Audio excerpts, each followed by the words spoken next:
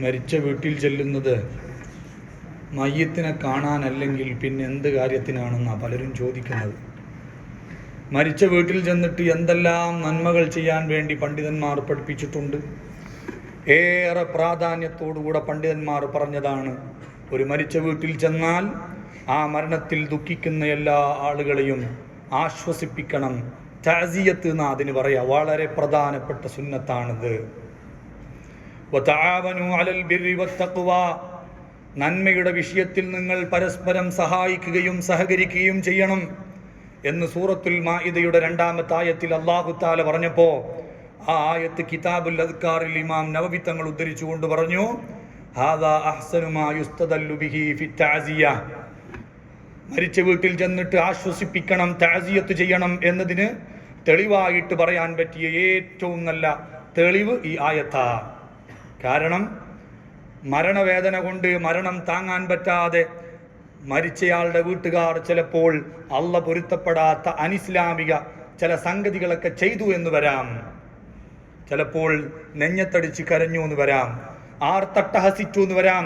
അതൊക്കെ ഇസ്ലാം എതിർത്തിട്ടുള്ള കാര്യങ്ങളാണ്.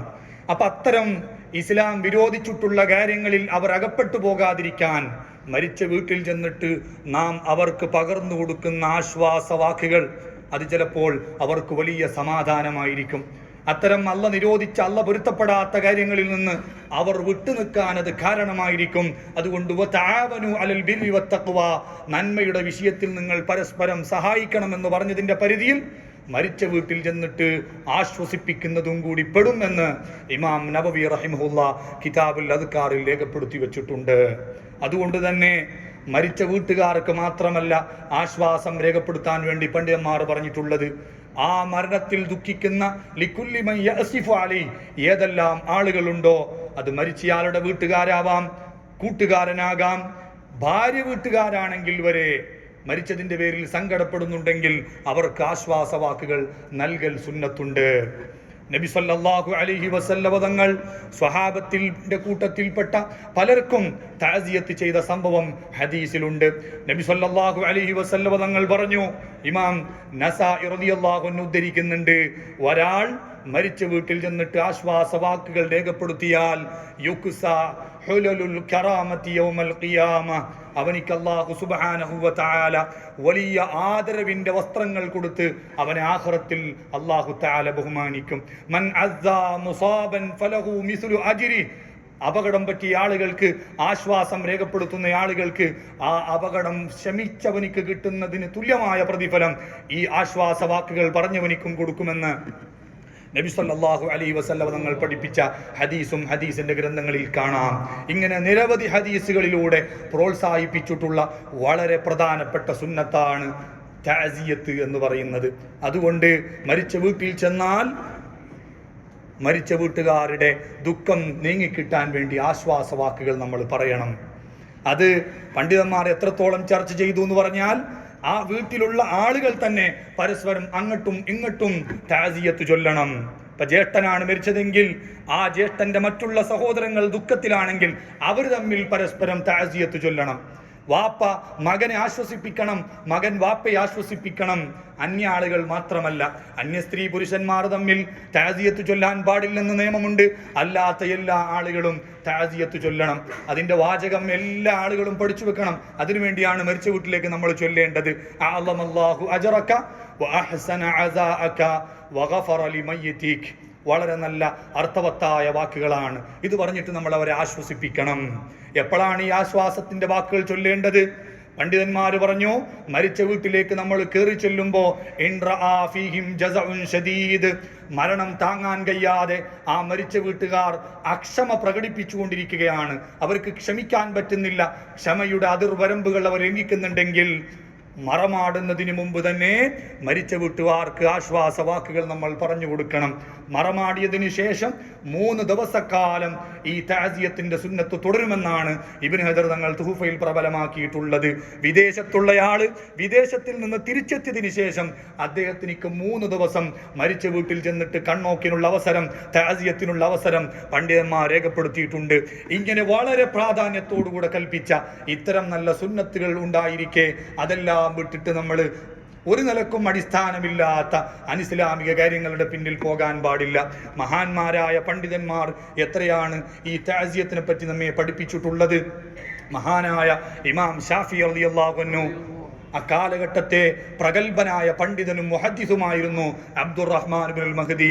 അവരുടെ പ്രിയപ്പെട്ട മകൻ വഫാത്തായ സമയത്ത് മഹാനവർകൾ അക്ഷമ പ്രകടിപ്പിച്ചു, ക്ഷമിച്ചില്ല എന്ന വിവരം ഇമാം ഷാഫി റളിയല്ലാഹു അൻഹുവിന് കേട്ടപ്പോൾ ഷാഫി ഇമാം അബ്ദുറഹ്മാൻ ഇബ്നുൽ മഹ്ദി തങ്ങൾക്ക് അനുശോചനം കത്തിലൂടെ അയച്ചു കൊടുത്ത സംഭവം ഷാഫി ഇമാമിന്റെ മനാഖിബ് പറയുമ്പോൾ ഇമാം ബൈഹഖി റളിയല്ലാഹു അൻഹു രേഖപ്പെടുത്തി വെക്കുന്നുണ്ട്. ആ കത്തിൽ മഹാനവറുകൾ തുടക്കം തന്നെ എഴുതിയത് അസ്സി നഫ്സക ബിമാ തഅസ്സാ ബിഹി ഗൈറക്, നീ മറ്റുള്ള ആരെങ്കിലും അപകടത്തിൽപ്പെട്ടു എന്ന് കേൾക്കുമ്പോൾ അവരെ വീട്ടിൽ ചെന്നിട്ട് നീ അവരെ ആശ്വസിപ്പിക്കാറില്ലേ? അതുപോലെ നിനക്കൊരു അപകടം പറ്റുമ്പോൾ, നിങ്ങൾ അപകടത്തിൽപ്പെടുമ്പോൾ, നിങ്ങളെ കൂട്ടത്തിൽപ്പെട്ട ആരെങ്കിലും മരിച്ചു പോകുമ്പോൾ നിങ്ങൾ സ്വന്തം ശരീരത്തെ ആശ്വസിപ്പിക്കണം. ഒരിക്കലും നമ്മൾ അക്ഷമ പ്രകടിപ്പിക്കാൻ പാടില്ല, പൊറുതികേട് പ്രകടിപ്പിക്കാൻ പാടില്ല. മാത്രല്ല വസ്തഖ്ബിഹ് മിൻ ഫിഅലിക മാ തസ്തഖ്ബിഹു മിൻ ഫിഅലി ഗൈരിക്, മറ്റുള്ള ആരെങ്കിലും എന്തെങ്കിലും വൃത്തികേടുകൾ ചെയ്യുമ്പോൾ അത് നിങ്ങൾക്ക് മോശമാണെന്ന് തോന്നുന്നുണ്ടെങ്കിൽ അത്തരം ഒരു വൃത്തികേട് നിങ്ങൾ ചെയ്യുമ്പോൾ അത് നിങ്ങൾക്ക് മോശമാണെന്ന് തോന്നണം. എന്നിട്ട് അതിൽ നിന്ന് നിങ്ങൾ വിട്ടു നിൽക്കണം. ഒരു വീട്ടിൽ ഒരു മരണം നടന്നാൽ അതൊരു നഷ്ടമാണ്. ആ വീട്ടിലെ സന്തോഷം നഷ്ടപ്പെട്ടു. ആ സന്തോഷം നഷ്ടപ്പെട്ടതിന് പുറമെ ആ വീട്ടുകാർ അള്ള പൊരുത്തപ്പെടാത്ത വിധത്തിൽ എന്തെങ്കിലും ചെയ്യുന്നുണ്ടെങ്കിൽ, ആർത്ത് നിലവിളിക്കുന്നുണ്ടെങ്കിൽ, നെഞ്ഞത്തടിച്ച് കരയുന്നുണ്ടെങ്കിൽ, ക്ഷമിക്കുന്നില്ലെങ്കിൽ അത് രണ്ടാമതൊരു നഷ്ടവും കൂടിയാണ്. അങ്ങനെ നഷ്ടത്തിൻ്റെ മേൽ നഷ്ടമാണ് ഒരു വീട്ടിൽ മരണം സംഭവിച്ചാൽ ആ വീട്ടുകാർ ക്ഷമ പ്രകടിപ്പിക്കാതിരിക്കുക എന്നത്. എന്നിട്ട് മഹാനവറുകൾ അബ്ദുറഹ്മാൻ ഇബ്നുൽ മഹ്ദി തങ്ങൾക്ക് ദ്വാരന്നു കൊടുത്തു, അൽഹമക്കല്ലാഹു സബർ, അല്ലാഹു തആല നിങ്ങൾക്ക് ക്ഷമിക്കാനുള്ള മനസ്സ് തരട്ടെ, അല്ലാഹു തആല നിങ്ങൾക്ക് ക്ഷമിച്ചതിന് വലിയ പ്രതിഫലം തരട്ടെ. അവസാനം ആ കത്തിൽ മഹാനവറുകൾ കവിത എഴുതി വെക്കുന്നുണ്ട്, ഇന്നി മുഅസ്സിക ലാ അല സിഖതി ലാ ഇന്നി മുഅസ്സിക ലാ അലാ സിഖത്തിൻ മിനൽ ഖുലൂദി വലാകിൻ സുന്നത്തുദ്ദീനി, ഞാൻ നിങ്ങൾക്ക് ആശ്വാസം രേഖപ്പെടുത്തുന്നത് ഞാൻ അതിനുശേഷം ഈ ദുനിയാവിൽ ദീർഘകാലം ശാശ്വതനായി ജീവിക്കുമെന്ന പ്രതീക്ഷയിലല്ല, പക്ഷേ ഇത് പരിശുദ്ധ ദീനുൽ ഇസ്ലാം നമ്മോട് പഠിപ്പിച്ചിട്ടുള്ള പ്രധാനപ്പെട്ട ഒരു സുന്നത്തായതുകൊണ്ട് മാത്രമാണ്. ആശ്വാസം രേഖപ്പെടുത്തിയ ഞാൻ ചിലപ്പോൾ നാളെ മരിച്ചു എന്ന് വരാം. എന്നിൽ നിന്ന് ആശ്വാസം കിട്ടിയ നിങ്ങൾ ചിലപ്പോൾ നാളെ മരിച്ചു എന്ന് വരാം. അപ്പോൾ നമ്മളാരും ആശ്വാസം രേഖപ്പെടുത്തി മറ്റുള്ളവരെ സമാധാനിപ്പിക്കാൻ അർഹരായതുകൊണ്ട് തഅസിയത്ത് ചൊല്ലുന്നതല്ല. അത് പരിശുദ്ധ ഇസ്ലാം പഠിപ്പിച്ചിട്ടുള്ള വളരെ പ്രധാനപ്പെട്ട ഒരു സുന്നത്തായതുകൊണ്ട് തഅസിയത്ത് ചൊല്ലുന്നതാണ് എന്ന് ഇമാം ഷാഫി റളിയല്ലാഹു അൻഹു കത്തിലൂടെ രേഖപ്പെടുത്തിയത് മഹാനായ ഇമാം ബൈഹഖി റളിയല്ലാഹു അൻഹു ഉദ്ധരിച്ചിട്ടുണ്ട്. അതുകൊണ്ട് നമ്മളെ ഫിഖഹിന്റെ കിതാബിൽ പറഞ്ഞിട്ടുണ്ട്, കല്ലൂബിയിലെല്ലാം പറഞ്ഞു, നേരിട്ട് ആശ്വാസവാക്കുകൾ പറയാൻ പറ്റാത്തവർ എഴുത്തിലൂടെയും കത്തിലൂടെയും മരിച്ചയാളുടെ കുടുംബങ്ങൾക്ക് തഅസിയത്ത് ചൊല്ലി അറിയിക്കേണ്ടതുണ്ട്. അഷ്റഫുൽ ഖൽഖ് സല്ലല്ലാഹു അലൈഹി വസല്ലം തങ്ങളുടെ കാലത്ത് മഹാനായ മുആദ് ബിൻ ജബൽ റളിയല്ലാഹു അൻഹുവിന്റെ ചെറിയ കുട്ടി വഫാത്തായി പോയി. മഹാനവറുകൾക്ക് വലിയ വിഷമമായി. അന്നേരം മുആദ് ബിൻ ജബൽ തങ്ങൾക്ക് കത്തിലൂടെ തഅസിയത്ത് എഴുതിയ സംഭവം ഇമാം തൊബറാനി റളിയല്ലാഹു അൻഹു ഉദ്ധരിക്കുന്നുണ്ട്. മഹാനവറുകൾക്ക് വേണ്ടി നബിതങ്ങൾ തുടക്കം തന്നെ പ്രാർത്ഥിച്ചിട്ടാണ് തഅസിയത്ത് രേഖപ്പെടുത്തിയത്. അല്ലാഹു ലക്കൽ അജ്ർ, അല്ലാഹു നിങ്ങൾക്ക് വലിയ പ്രതിഫലം തരട്ടെ. അതേപോലെ തന്നെ വൽഹമക്കൽ സബർ, അല്ലാഹു തആല നിങ്ങൾക്ക് വലിയ ക്ഷമ പ്രദാനം ചെയ്യട്ടെ.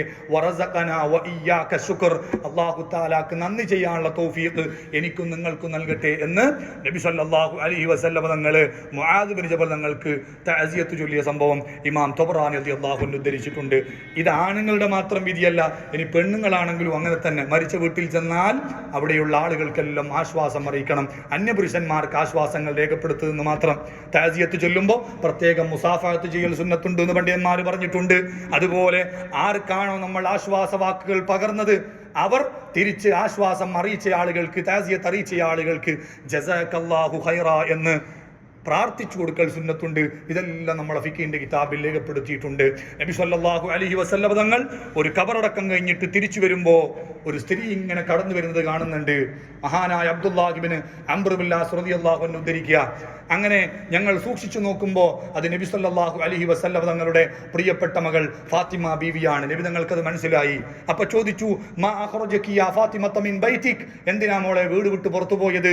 അപ്പോൾ പറഞ്ഞു, അതൈതു അഗ്ല ഹാദൽ മയ്യിതി ഫഅസ്സൈതുഹും ബി, ഞാൻ ആ മരിച്ച വീട്ടിൽ ചെന്നിട്ട്, അവിടെ മയ്യത്തിനെ കാണാൻ പോയി എന്നല്ല പറഞ്ഞത്, മറിച്ച് ആ വീട്ടുകാർക്ക് തഅസിയത്ത് ചൊല്ലാൻ വേണ്ടി, അവരെ സമാധാനിപ്പിക്കാൻ, അവർക്ക് ആശ്വാസ വാക്കുകൾ പകർന്നു കൊടുക്കാൻ വേണ്ടി ഞാൻ പോയതാണ് എന്ന് ഫാത്തിമ ബീവി റളിയല്ലാഹു അൻഹ പറഞ്ഞ സംഭവം ഹദീസിന്റെ ഗ്രന്ഥങ്ങളിലുണ്ട്.